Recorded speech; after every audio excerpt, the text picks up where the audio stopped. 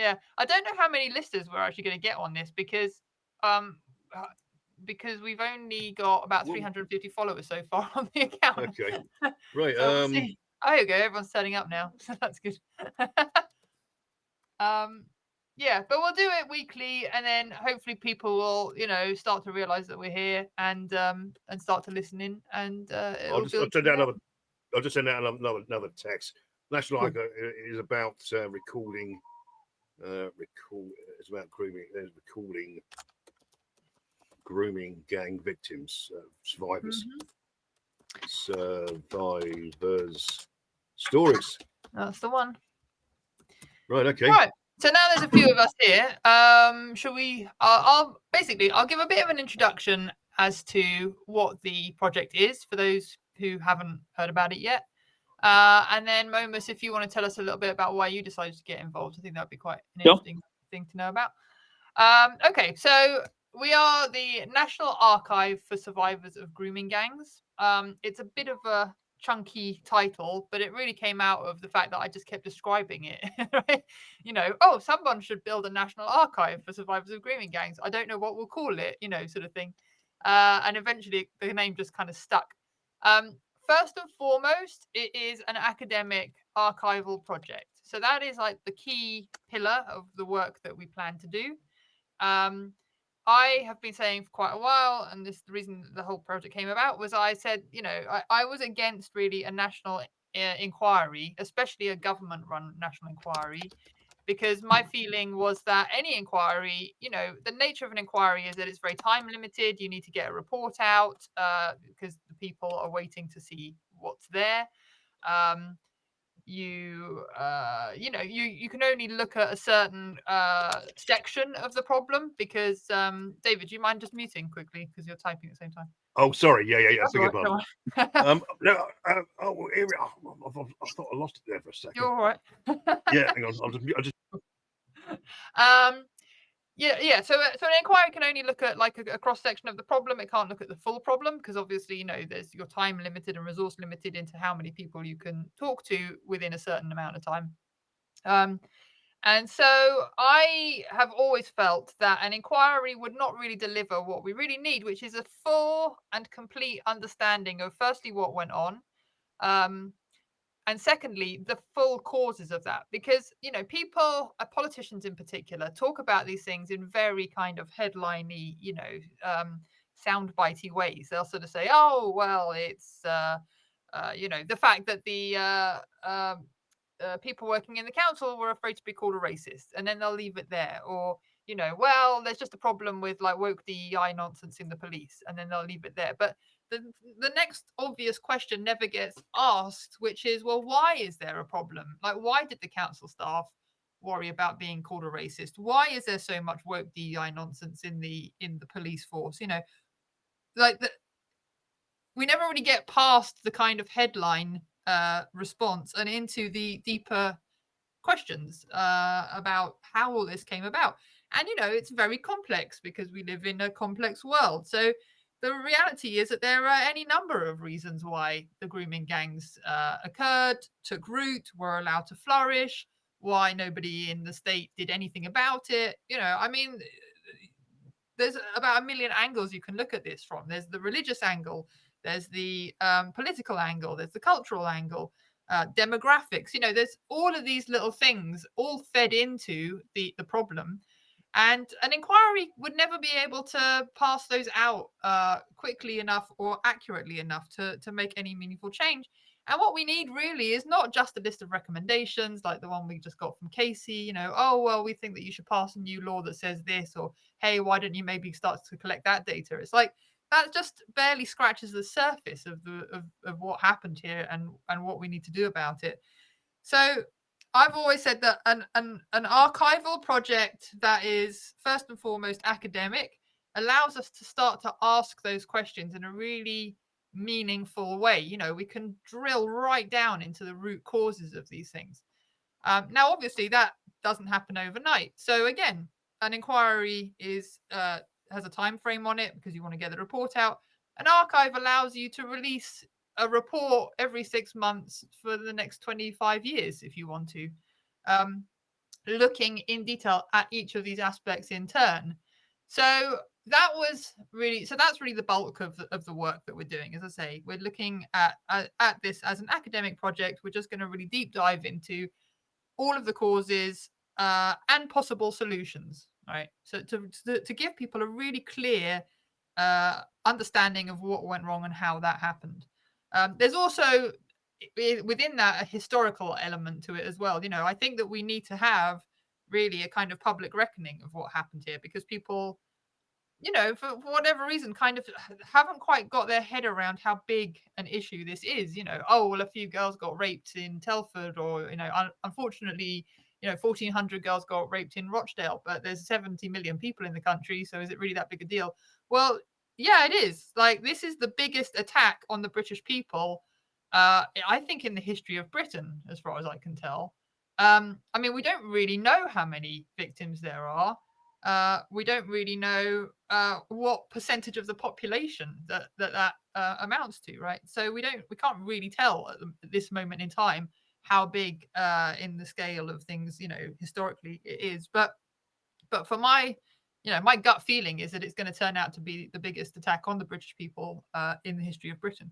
So that's a major historical event, right? So we can look at it from a historical angle. We can get sociologists involved, all sorts of things. So that is the core of the project, is to just understand what happened here, right? In addition to all of that, we then had people say, well, if you're going to gather that amount of data and that amount of knowledge, what are you going to do with it? The girls and boys need support. So a second pillar of the project is then to give them support. We're going to create spaces where survivors can come together to know that they're not alone. We're looking at ways that we can bring in therapists who specialize in long-term sexual abuse, because that's it's a particular type of trauma and it requires a particular response. You can't just sit down and do talking therapy. And so we're looking at ways that we can partner with organizations or build some sort of ancillary kind of organization of our own that would allow that to happen. And then the third thing that we're looking at, again, because I don't believe in just presenting the problem, but I think we need solutions and that nobody's really bringing realistic solutions, is to look at ways that we can community build and community repair, to be honest. So again, we've partnered with another organization there called Care About. Ultimately, they basically just run training programs for people who want to do community work. But we're looking at creating a very tailored package so that we can go into communities that have been affected by the grooming gangs and start to find leaders within those communities who can essentially replace the corrupt structure that exists, right? Because what we're essentially talking about here when we talk about the grooming gangs is a mafia. And so if you rip out the mafia from that area, you're going to leave a vacuum, a power vacuum, and that needs filling with people who are competent. So we're looking at ways that we can try and facilitate that to start to happen. And I know other people are also working in that space, so we'll work with them. We're not claiming that we're going to do everything by ourselves on day one. Northern Variant, you have your hand up. You may come and speak. Hello there, how are you doing? Good, how are you? Bit Johan. Not bad. So I've got a few points to, as you might expect. I'll try and keep them brief. But I don't know if you're aware of, on Netflix, bit of a curveball, there's a documentary called Jerry Springer Fights Camera Action. I don't know if you've seen it, but it charts the rise of Jerry Springer's show and how they started climbing in the ratings and getting more and more attention on them. So they'd be sort of almost compelled to find ever more outrageous people to bring on the show. And it just got absolutely crazy. And what they'd do is they'd get people on and put them on camera, and there'd be the customary fights and arguments. And basically it was this ritual humiliation of rednecks. That's where it got to. But they got to this point where they would actually threaten them, saying, you know, if you walk off stage, we won't pay for your bus ticket home. And they just cut them loose, and they would cause this documentary goes into the deep running generational emotional damage of these people having been just televised, broadcast across the world, ritually humiliated, and then thrown back into the water with no aftercare, no follow-up, no counselling, nothing like that. And it's one of the reasons I don't support Rupert Lowe's enterprise, because when you look at the sort of track record of UKIP, Brexit Party, and subsequently Reform, and anything that branches off out of that, there's this sort of thread of carelessness and institutional amateurism. And I don't think that just because you leave the Reform Party that you leave that behind, because I've been looking at what Rupert Lowe does, and there's this you know, I admire Rupert Lowe's intentions, but as you know, the road to hell is paved with good intentions. And something like this, if mishandled, has the capacity to taint witnesses and make them look as if they're politically motivated or racially motivated by association with Rupert Lowe because of all the other things that he's saying. And so it then risks politicizing these witnesses to the extent where their experiences and their trauma can be easily dismissed, possibly to the extent that they cannot be viewed as an impartial witness for any official inquiry. And so I think this kind of meddling and without the necessary apparatus of support for the victims, it could be a nuclear bomb if mishandled. And if I had to put money on anyone mishandling it, it would be someone of the Reform ilk.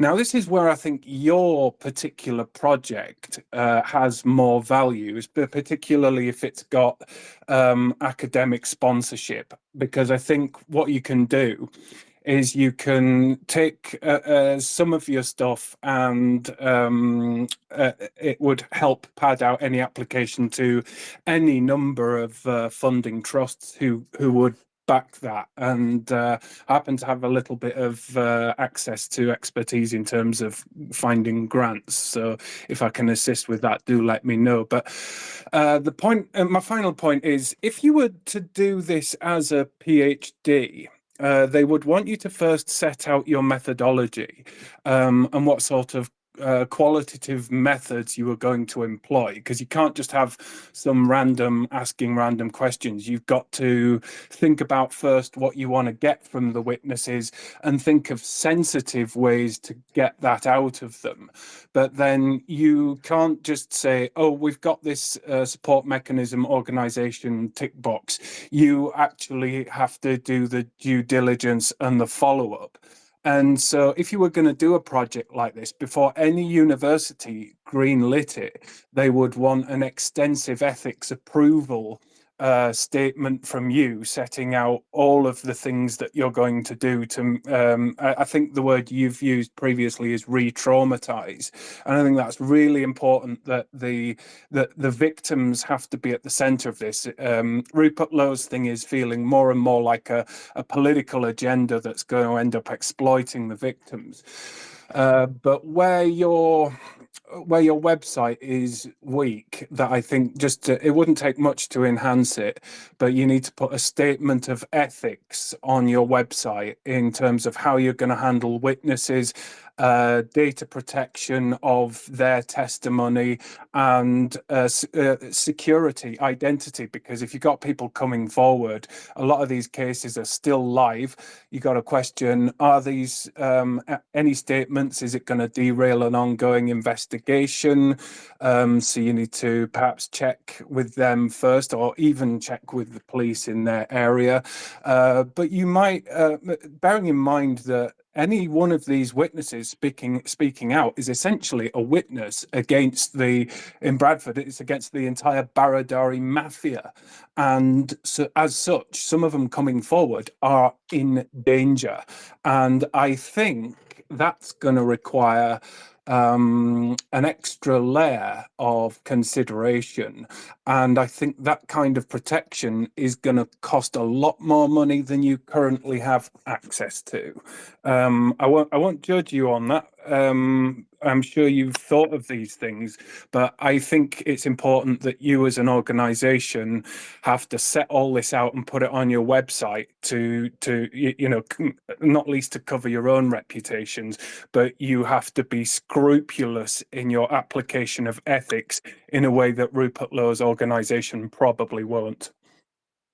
Yeah, I think so. There's really good points that you're pointing out over there, and our website right now is a landing website. So we are working at the background with everything that you're saying, and when it comes to survivors as well, we are very careful in what we are going to ask. So we are creating a methodology in the background before we actually go out and ask any questions, because we're not trying to do a political thing. This is why it's different from the inquest, as you were saying as well. This is why we wanted an archive rather than an inquest, because an inquest is a short-term, temporary thing, and it's going to end when the political objectives have been met. And our objective is actually for the survivors rather than the political gains. So yeah, this is what we're trying to build in the background. So we're trying to get the people support at the moment, and trying to get the experts on board, build our website even better. Our website is getting a lot better in the background. We haven't released it yet because we're still working on it. What other things are you saying? Yeah, the the Springer show, right? And that is the main thing why I didn't okay, I understand the point of the inquiry, right? So you got to push it politically to get it into that atmosphere, and so people understand that there's awareness, that it raises awareness, so people are aware that okay, there is something and we need to do something about it. But it becomes a show then if you don't actually have the aftercare in place. So we also have people who are family members of the survivors as well working with us. So we are building a huge network of those sort of people, those sort of experts who would want to work with us before we actually go out and start re-traumatizing people. So everything has to be in place. And this is why we're building an archive, because an archive will stand the test of time. It will be there as a testimony that this did happen. It's not something that you can just dismiss. And we are going to keep on collating the data and let the data speak for itself. Obviously, we'll do reports to analyze from the data, but other people would have access to the data as well, and they can do reports accordingly. And we don't have to just go on anecdotal evidences or anecdotal analysis, just saying, oh, it is, these many Pakistanis only doing it, whatever. The data will show itself that what's the percentage of Pakistanis who are doing it. So that way it cannot be dismissed as like, oh, just a racist thing or something like, of that sort. So yeah, I don't know if Donna, you want to add to it. Yeah, I will just. I completely agree with everything you said, and as Moma says, we are working quite hard behind the scenes to make sure that we have that. We've got a lady from the University of Bournemouth who's already put in a scoping report and an ethics application to her ethics board to make sure that that's all done properly. I mean, we're a little bit kind of stuck between a rock and a hard place, because on the one hand, this is so in the public sphere that, we kind of want to get moving as fast as possible. But on the other hand, we are really making sure that we take our time to do it properly, step by step. And so we're kind of, doing the slow route as fast as we can, essentially. But I understand that people kind of want to see something already. So I will take on board what you've said about trying to get the ethics statements up on our website. And as Moma says, like, we are actually still building the website, so I'll make sure that we've got the space for that. Yeah, people will want to see your data protection policy as well, because these are things that are going to be if mishandled, you are opening up a whole bunch of personal liabilities on this kind of Yeah. stuff. And if someone wants to 100%. shut Yeah. you down politically, that's where they'll look. Yeah, Well, maybe we and can have that's why we're working on these things in detail as well. You know, and this is why it's just a landing website, and we're not putting out any stories, or we're not even going out to take any stories yet, till we have everything in place and we know how to present it and everything around it first. But you're right, like Donna was saying, like we were stuck in that, like we didn't want it to put out our intentions too late for the public not to have not to gain the public's attention, but at the same time we have to be very careful in what we're doing because we want it long lasting. Yeah, Donna, you were saying, sorry. Yeah, I was just agreeing basically that, and I was going to say, I mean, I'm happy to sit down with you if you have sort of insights into exactly, what you think we should have on there. I'm happy to. I'm literally writing the website this week myself, so I'm more than happy to take advice on, what you think should be included on that. Because we're all kind of volunteers on this project essentially. I was going to talk about the your really important point about the safety aspect of this and the fact that a lot of these survivors are still very much living in and around the in the communities where the rapists are around these people who are dangerous people. Again, like we're going out to veterans groups to see whether they'll work with us and just be a presence in the community so that they can come along with us to do the interviews for sure, but also then to say, for example, somebody comes to us and they give us a whole load of names and they give us all of the information. And they say, if I give this to you, I'm going to be in danger if you publish it, right? Well, first of all, we need to talk to lawyers to find out what we can publish.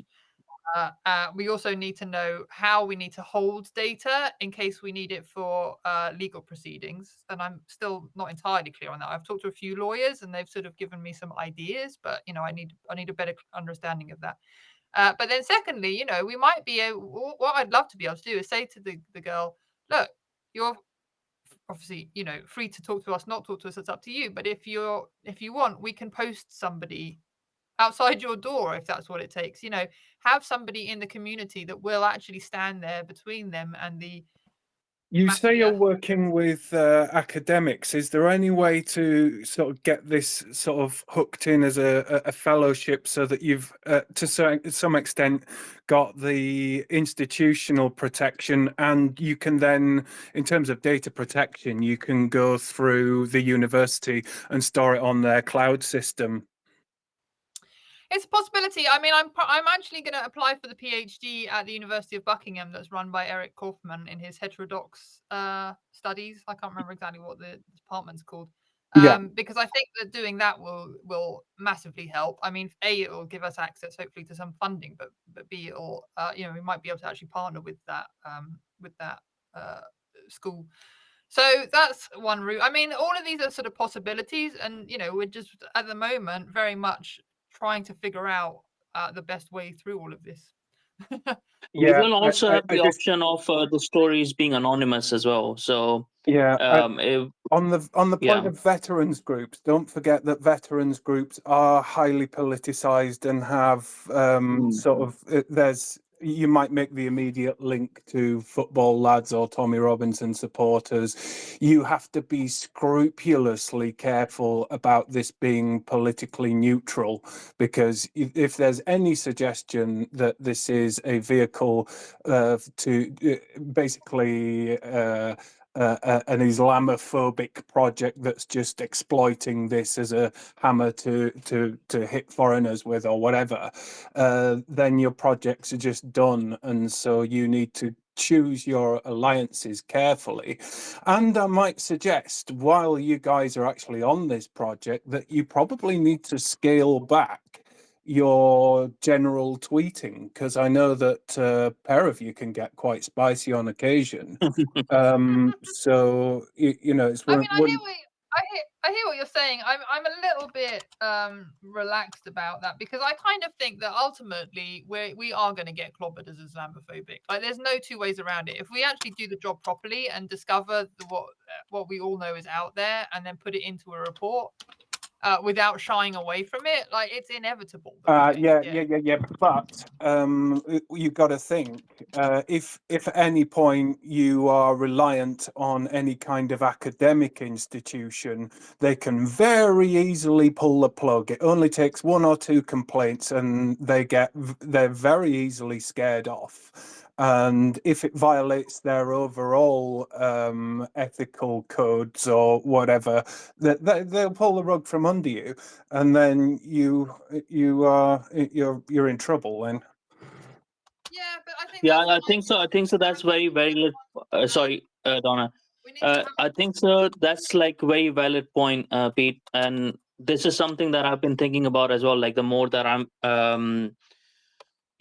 being involved within the archive, is to probably take different approaches so that it can build cross-party and cross political spectrum sort of support Yeah, and academic support as well. So I am in the process myself of changing my tact a bit of yeah. how I tweet and what I tweet and stuff. Like, I think so that's a very valid point, because people need to be seen, like, people need to be able to approach me, right, and not assume beforehand, even though, like, people who know me, like, you know me, uh, to not be like an extremist, right? Mm.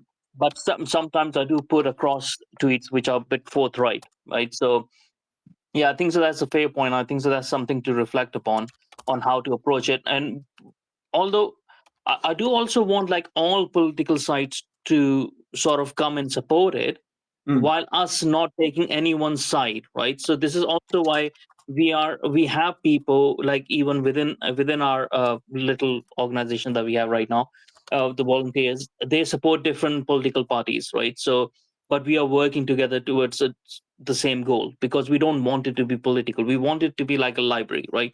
So if there is a library, you don't need to have political views to access the library. In, Anyone can. in terms of the actual content, you will no doubt be sort of asking them about their particular experiences. But if the aim is to build a resource of witnesses that future academic studies can be done, it might be interesting to, because this is something that's transpired almost over three decades, late 80s, 90s, and up to present.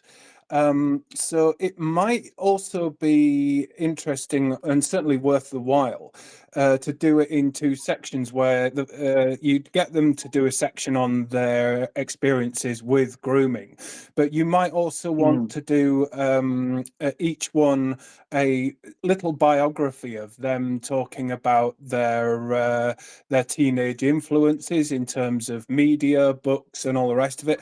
Because as Donna was saying earlier, there's so many different avenues you can look at, and I happen to think that the sort of social backdrop of the 90s in a lot of ways contributed to this, where you had your ladettes and your female equivalent of lads mags, where young girls were sort of encouraged to believe it was empowering to be sexually promiscuous.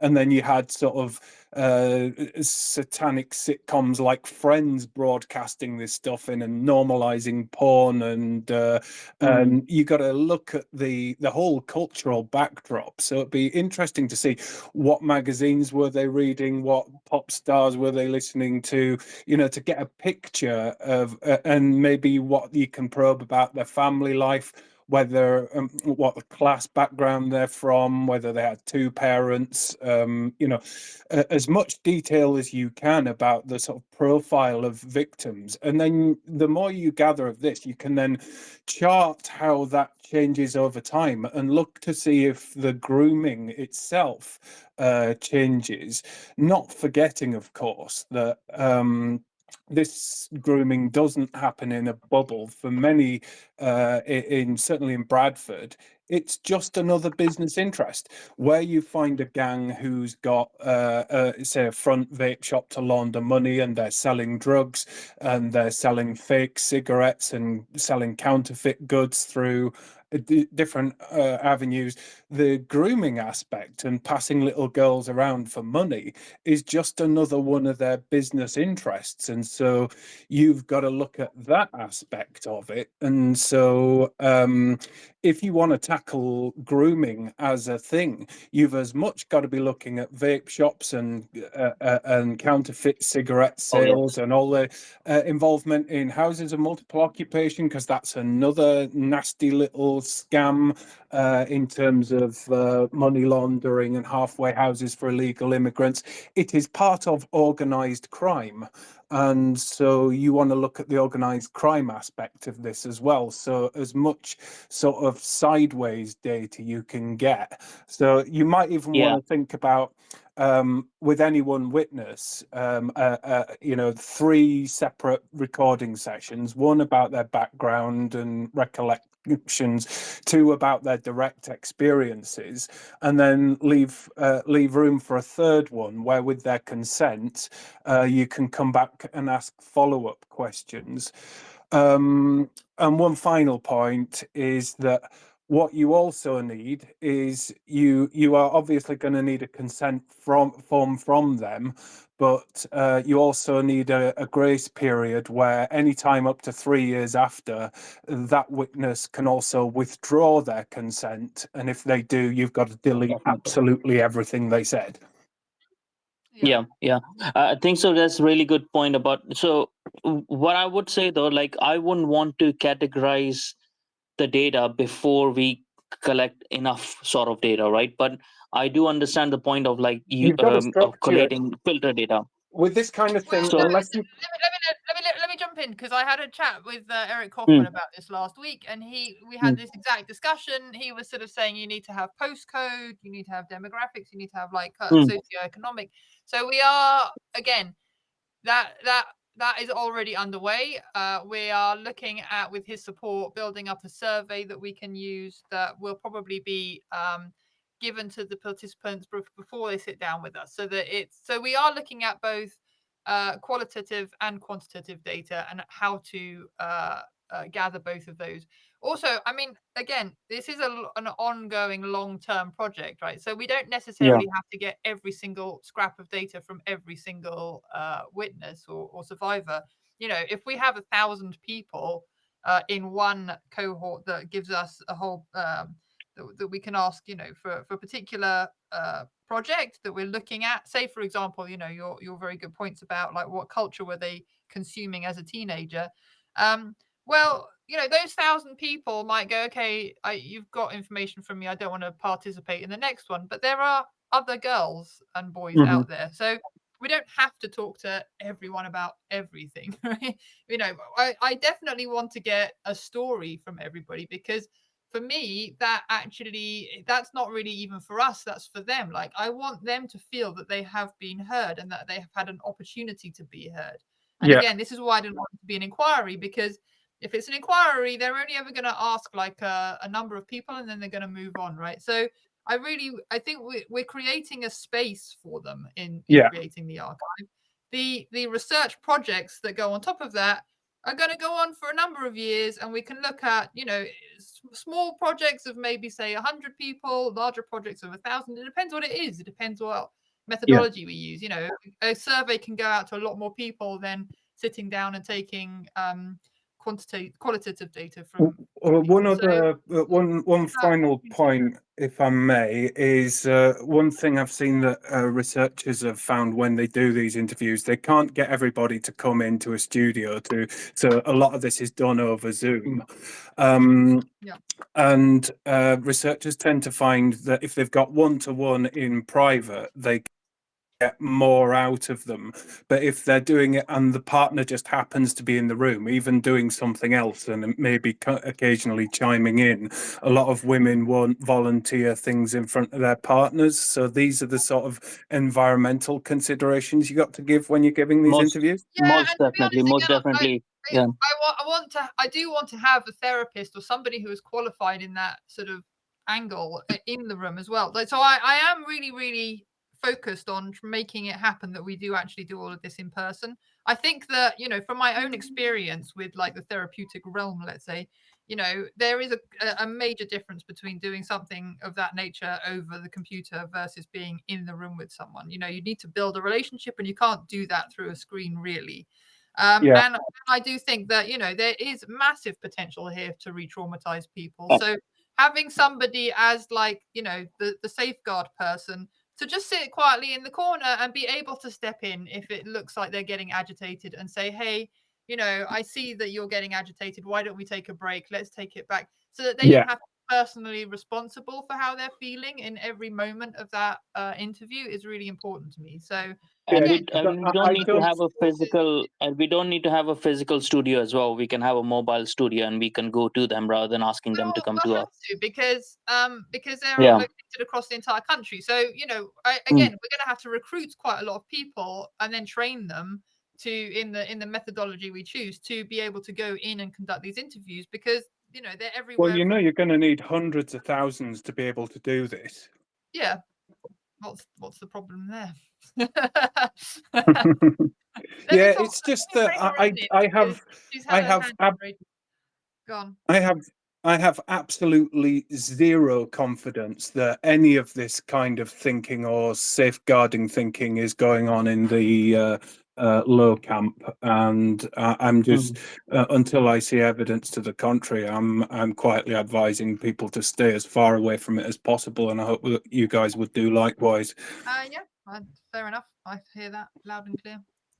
Can I come in? Yeah, Wren, come on. Hello, Donna. Hello, Donna. Mama's David and Pete. Hi. I just wanted to say a few things on that. Obviously, you, Donna, you know about nesting your data. You know, you sound like you're really on top of how you're going to organise your data. I'm really happy that you're going to Buckingham University because they're a private university, and they release some.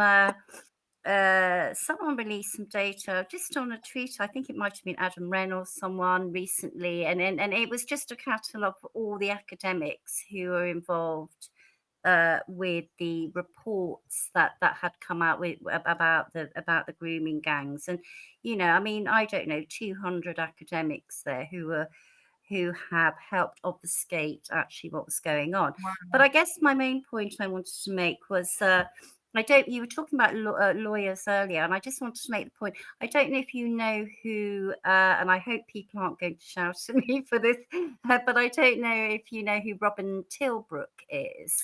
I do. I had him on my own space the other day. So yeah. Yes. Yeah, Robin was the man who brought the judicial review. That's right. Yes, exactly. He's helped because we've got problems now with grooming gang masters who are going back into communities, and you know, they're living in the communities. And he's actually brought, for anyone else here who's listening, he's brought court cases. He brought a court case 2 or 3 years ago where he actually managed to take the assets from a grooming gang master and give that back. It literally sequestrate their assets and give it back to the victims of these people. But Robin also, he is a good lawyer, and I just want to say he would be someone who might be willing to look over your stuff. And if you've spoken to him already, Donna, that is a very good step, because he does give advice. He's a very good guy, and he does give advice on that sort of thing. So yeah, you're snuck into a private university and you're snuck in terms of speaking with Robin. So yeah, and I'd be willing to also give you some help and stuff. So yeah, Thank you. I'll Amazing. just stand down. What's your background? Sorry, I've not come across your. Yeah, I was an academic for many years. I'm not okay. now, but I know how to look at data and stuff like that. So I'd be more than happy lovely. to.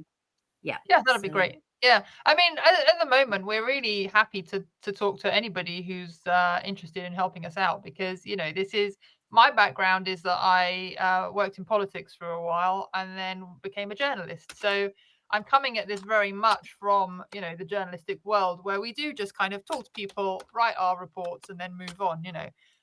So a lot of this is quite new to me, especially the academic side. Well, not. I mean, I have a degree, so I have some understanding of how to conduct academic research. But yeah, so understanding like the detailed nuances of how that world works, let's say, is kind of new to me. So But, Yeah, I but, mean, but, have you- but by the way, you guys, read the- but very quickly, I've stuck the Okay. article. I wrote an article about Robin Tilbrook. I've just stuck it in Oh, the did next. you, David? oh, Yeah. brilliant. So I've just stuck Thank it in the next. Oh, right. Okay, that's perfect. Thank you, David.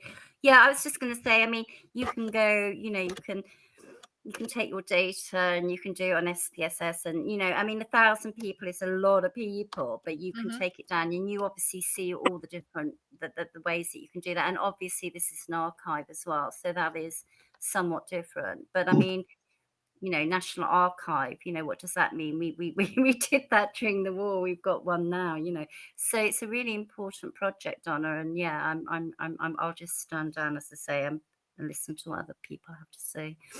Thank you so much. It's nice to hear that people are behind us, actually. Yeah, if I when we're sort of- if go on. if I can just say a few words, particularly with Northern Variants.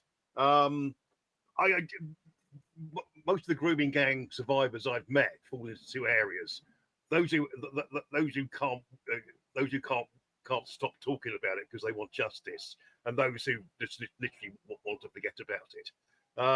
But as a generalisation, there are dozens of girls out there, dozens of victims who will be only too happy to tell you their story.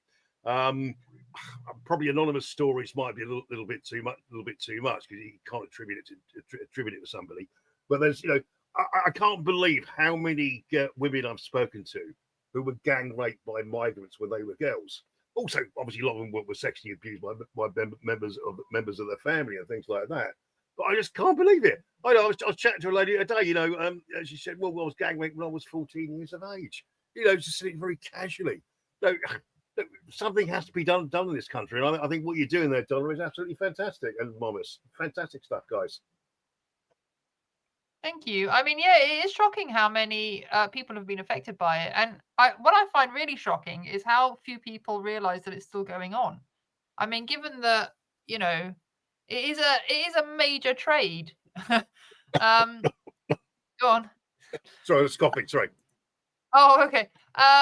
Yeah, and so Yeah, I mean, I've said this a few times, but I live right next to Telford, and when I talk to just like other parents at my kids' school, my daughter's school, like half of them don't even know that it's happening, and I'm like, you live in Telford, so that in itself, like that was like the initial idea that I had right at the beginning of all this was just to take loads and loads of testimonies and then just flood social media with them, because I just wanted people to understand like the scale of this and how many people have been affected. And as you say, I mean, like, if some of these people are sort of my age, in their 40s or older, because it's been going on for so long. So just in that respect, like, the number of people who have been affected just because it's now into sort of generations worth of people.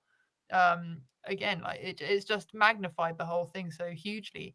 And I just can't believe, really, if I'm really honest, that we're now in 2025 and we're in a position in which like large swathes of our population are being attacked and raped by essentially a foreign invading force, and everyone's just kind of like, oh, what is something happening? That baffles me. I think it's crazy. So yeah, that's a large part of like the drive for me to do this, is just to bring all this stuff out into the open so that at least we know what we're talking about, and that hopefully it doesn't happen to anyone else because everyone's very aware of it.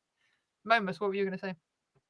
Yeah, I was just going to say, like, obviously, in every society there are cases like this that happens, right? So, but it there hasn't been any case where it's happened in such a mass scale by one sort of an outsider group doing it to an insider, and also the people within are letting it happen and hiding it, right? So those are the nefarious elements of it, but it doesn't mean that other people who are doing it, who might not be of that outsider group, can hide behind that fact as well. So we also want to create, like, we also want to collate all the data and also help, like, our European partners, in a way, like people in Sweden, people in Finland, because this is going on over there as well, for them to take the lead and start collating data over there as well, so people can actually see worldwide what is happening when a particular sort of outgroup comes in, regardless of what that particular outgroup, who that particular outgroup is.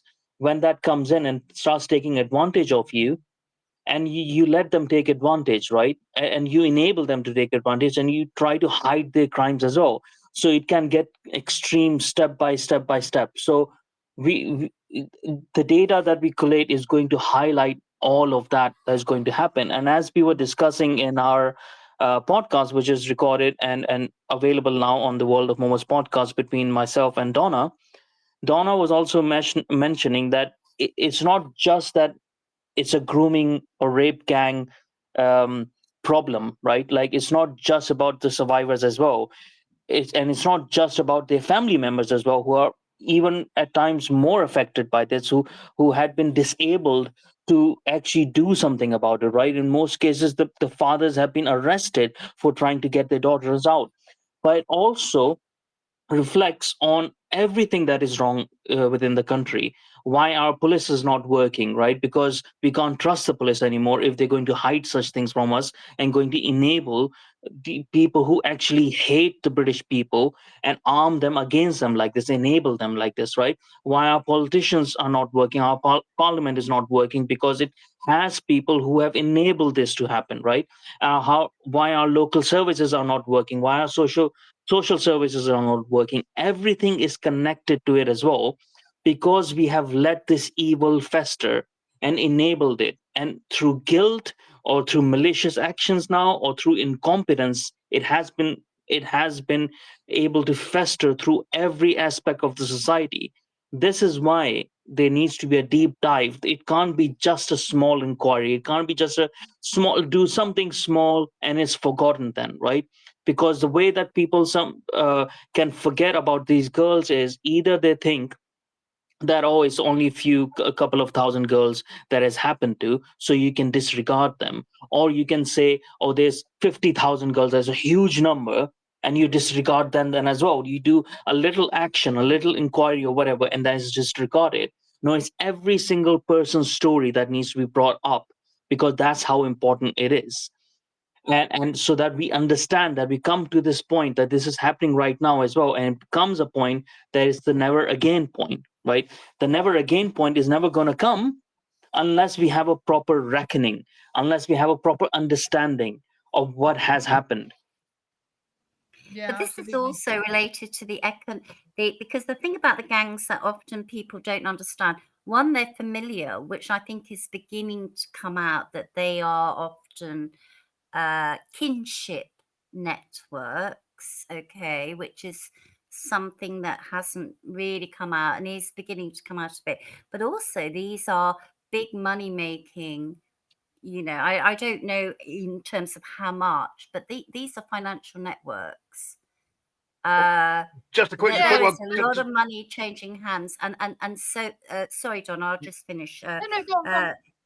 The fact that there is a large amount of money in the black economy is a really damning indictment of our system at the moment, and therefore it is scary, and it's something that needs to be, I mean, they're talking about, vape shops and stuff like that. Absolutely true. I'm sure that that's related at the moment as well, but essentially this has been going on for a long time, and that's why people like Robin taking a house away from someone, because they bought their house, Sure.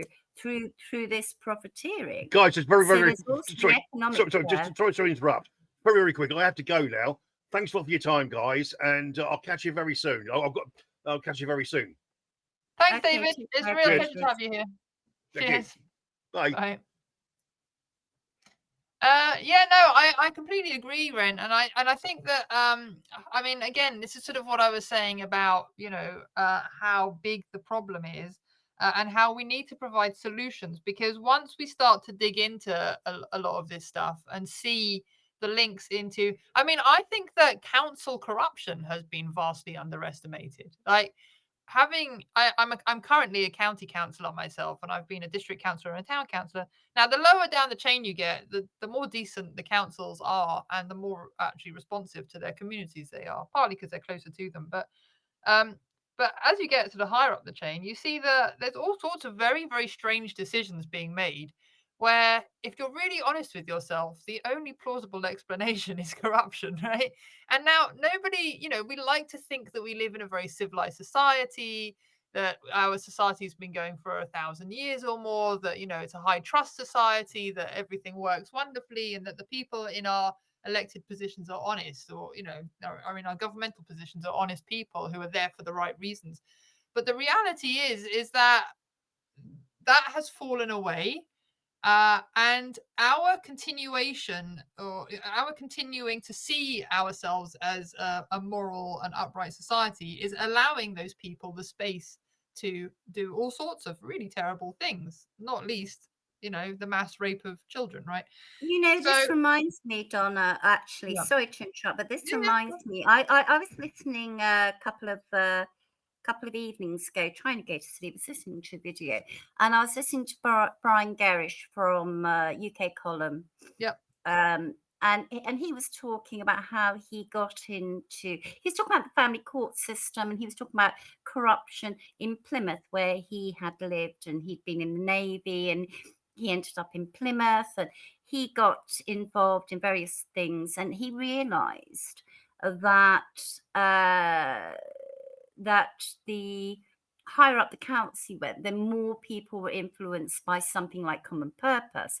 So there are all these other you know, and you could sort of look at WEF, you know, and I don't want to get off the point too much, but I just want to make the point that there are these other networks going on there.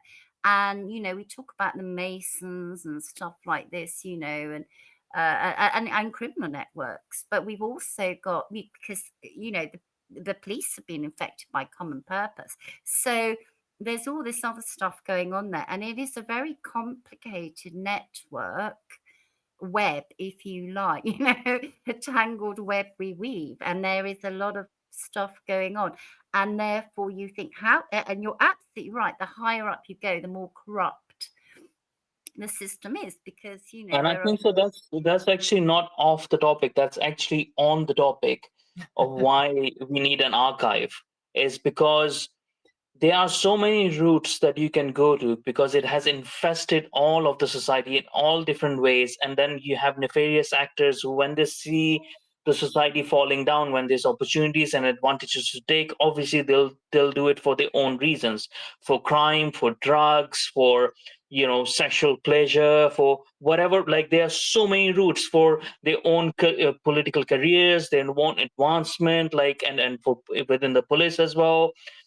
All of these things would happen, and this is why we need an archive and not a singular inquiry into one thing. We need an archive that can collate all of this data, so that other people can use it for different topics. They can take it and do private prosecutions or do their own inquiries or whatever. They can understand the scale of it then, right?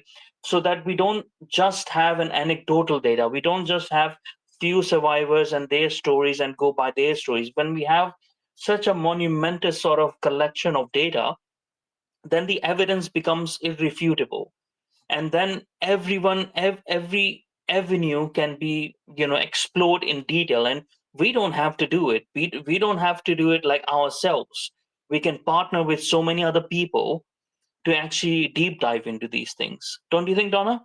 Absolutely, and I hope that that is what happens. You know, I hope that once we make the data available to people, that all sorts of different groups come in and say, well, actually, let's, you know, we now know that, you know, this is actually what's been going on, and we're motivated to do something about it. And I do think, you know, ultimately what we're doing this for is not just, you know, as an academic exercise because it's so much fun to do academia.